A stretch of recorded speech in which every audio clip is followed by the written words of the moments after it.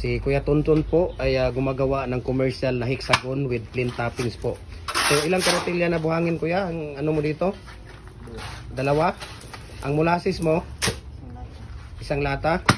Tapos ang simento mo? Isang sako. Ilang piraso ang palabas kuya? 120. Ayan, so ang ginagawa ni Kuya Tonton ay commercial po na hexagon with plain toppings. Ang ratio po niya dito, dalawang karatilya na buhangin, isang sako na simento, isang lata na molasses, 120 pieces po ang pinapalabas niya.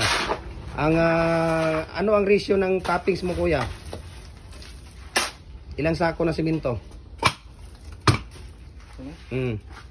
Sa isa. Isang sako na simento, tapos isang sako na painsan. Yun ang toppings mo. Ayun, so please commercial po ang ginagawa ni Kuya Tonton, no? Ayan. So subscribe na po kayo sa ating YouTube channel, Gem Hardware and Kuko Lumber and Concrete Products.